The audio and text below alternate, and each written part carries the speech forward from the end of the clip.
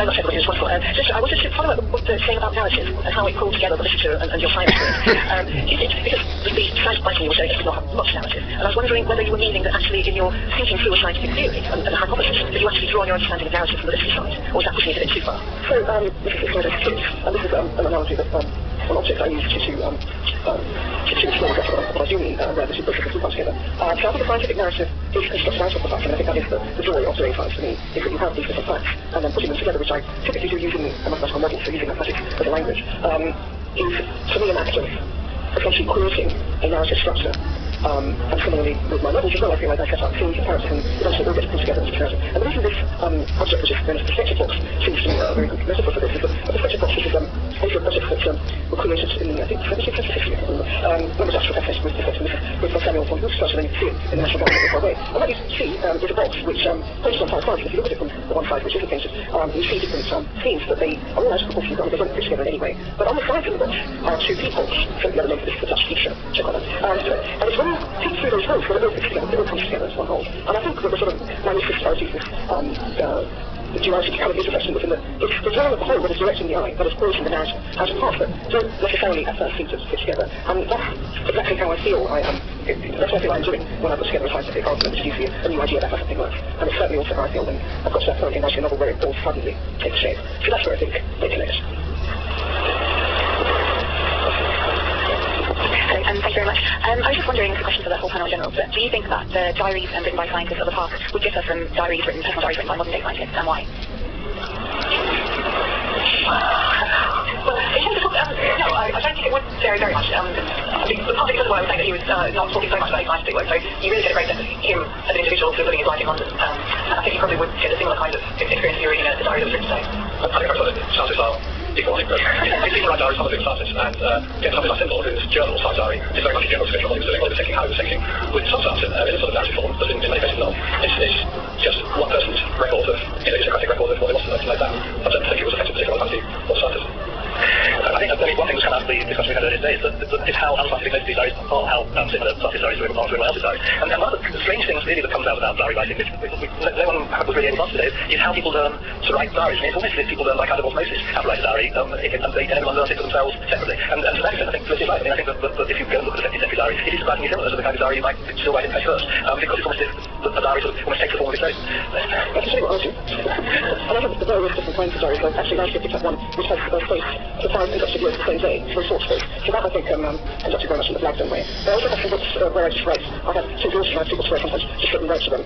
So of course I think that they might read, maybe, probably won't ever. So I do that too, and certainly when I was younger anyway, I had very much the diary where all right, my English stuff. And actually, you were asking about, do I have a sort of workbook? And I don't think that because you can keep the physical to keep your workbook on as figures or results of on your computer, which is what I do. So I think, yes, I would agree that nothing's changed. It's just, it's what was wonderful is people with various reasons why people choose one class over the other. And there's something all sorts of different things. I think it's interesting about the difference between the written diary and keeping things on the computer, but I think there are analogies with Cedric. He headed his diary with a very fancy Latin term because he was showing off even Latin as an apothecary. And when I look at that, I thought, yeah, if you were in the 21st century, you would be putting something up on Facebook.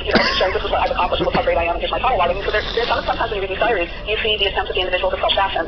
Even though he said he only wrote this diary to show to a few friends, I think he was somewhat aware of the fact that when he was going to London to meet with people like Richard Baxter or John Woodward or other famous naturalists, he was participating in something of note. He seemed to have a sense of what he was about, and he's constructing his diary towards that sense. And so in some parts that are very much in that Facebook mode, but then there's these other areas where his rather humble origins come forth with his sense of down to earth, very down to earth. He was very excited, for instance, to see the relics of Guy of Lord and wanted to see his great shield and mighty sword and wondered if the legends were true. So you get this really interesting mixture of personality come forth, and then that's interspersed with botanical observation. So it's a very idiosyncratic portrait, but a wonderful one. What is reflected in Banks' journal is his great ambition in 1768. Banks describes how many nobles, wealthy people, gentry such as himself, went to the European Grand Tour and visited places like Rome to see the ruins of the ancient city, Athens, etc. Banks described himself as outdoing all of them. I go to the world tour, how great, and he did. But Banks' diary is very interesting because in looking at the modern diaries of taxonomists, and I know a few of them in the West, and that's what you do. It's very interesting how they also, in these diaries, they do go along my back, what happens in the day, and then the plans and that will think something else. But then there's a contextualisation of where they find these new species, which is also very important for scientific aspects, and you don't know where it came from under what circumstances, it's actually quite worth it.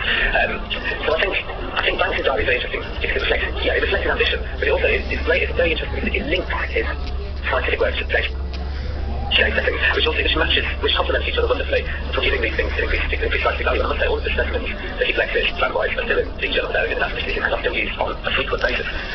I would say, I think sometimes it's helpful to think about Dragon's diary more as sort of like a piece of calendar yourself, so like a little diary where you write out all your appointments and engagements. So I think that's like really what is going on in his diary. So in that sense, I think it would be very similar to Jay. Although actually, there are a few times where Dragon kind of breaks out in his diary. He gets sort of comments about the behaviour of his friends. So Dragon might very close with Henry Cavendish, and when they have a row, or like Dragon's a bit upset by something, Cavendish is right, oh, Cavendish is horrible, it's sulky. So you kind of get the sense that only like angry kind of personal details come out. And I like that because when I just like yourself, we all have days where we're annoyed with something, you might make it look because like, you might have a text, or you might record it somehow, you're kind of feeling. So yeah, I think Dragon's diary, like, I see myself even doing something similar today, with sort of like keeping a record of where I've been, and also these kind of funny comments that we all make when it's sort of annoyed with the behaviour of someone else, really. Okay, so you've got one question there, number 80, I think Methodologically speaking, how do you approach your research reading diaries, assuming there's a large quantity using years worth of entries, some of which I'm sure is interesting and some of which I imagine is like dull and ordinary. Now, how do you sort through all that in a productive manner? Read, have a massive spreadsheet. Well, I would say with Dragon's diary, it's really, really hard to read because the handwriting is just absolutely terrible. It's like, it's the worst of the rules of life we have. So one of the things I find when approaching a diary is that you really have to kind of transcribing it is really the only way of reading it because it's just too difficult to read otherwise. So the way that I got about it is that I sort of read around Dragon's life and the life of Judith Banks, found the year that I think is kind of potentially interesting, so I chose 1795, just because I found interesting about the government and that sort of thing. And I'm just literally going through and transcribing the whole year. And you're right, lots of it is kind of like a bit mundane, but there's always interesting things to say. There's always kind of a connection with someone you didn't realise that, oh, I didn't have that. So yeah, so with difficult handwriting, you've got to maybe kind of hone in and just sit down and transcribe, even though some of it will be useful and it's not making up so much. Thanks for Journal. Obviously, I've left this for a few years, between 2068 and 2071, but I mean, you consistently keep records on what you're doing throughout his lifetime with a great document, not just in like his hands as a pianist, but Jay look at that, but his life back in health and his collection became a vehicle of knowledge really throughout his lifetime. You can see how he occasionally records things. There's also a very interesting document, this life actually, there's a joke on him recorded, but it's like 2 steps through the front door. But this particular journal, the writing, etc., is very clear because it had so many things that it was working scientific staff had to be able to read it in order to get the information from it. Hedberg wrote this as just specifically something what he was very proud of. He wanted to show his friends the handwriting was clear, but for me, when I read it, I wanted to reconstruct where he made his field expeditions, what types of specimens he found, speculate why he talked to particular people. But to do that, I had to connect the diary to a variety of his correspondence, to catalogs, to sketches that he made. I was trying to really, by using a variety of sources, recreate what I call the confabulatory life of a scholar. I'm trying to understand in my head what were those personal conversations that different naturalists had with each other when they were trying to puzzle out a problem, and see if I could almost create a speaking picture of what transpired on his journey on this very, very early example of a field expedition. To answer the question, I think trying to overall characterization of the diary is incredibly difficult. And in fact, I think deeply difficult to sort of compare and contrast diaries. Many years ago, I thought I might even try to write a study of diaries and try to, categorize them and look through stuff, how they did and why. And I'm afraid I just gave up. And that's like this, when I shared with another eminent historian of diaries, William Matthews, who was the co-editor of Beecher's diary with Robert Latham, who actually states, I think, in the introduction to Beecher's diary, that it's impossible to write an account of diary writing. All you can do is to read the diaries. I agree, I agree. So there was 2 more questions that I really got together with my friends. Especially, I think, what the same time as well. When you're also listening on a practical level, science is a full-time job.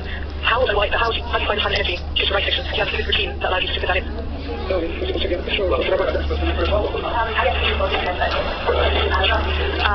For published writing about a diary, how does one take the feeling of responsibility to the readership? If it's true, how does it affect writing?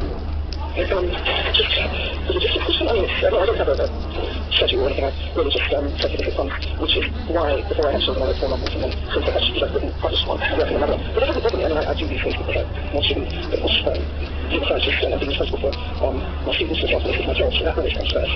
And so yes, I just sort of figured as best I can with this growing up and but I think sometimes the responsibility for the reader brings up all sorts of issues.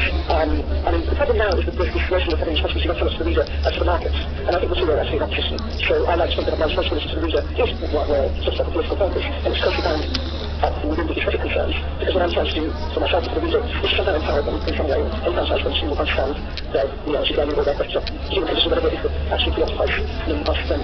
And I just find it unfortunate that has somehow been conflated with actually putting the markets, and I think I'm just going to use this, I think your question is not just from this very, very effects.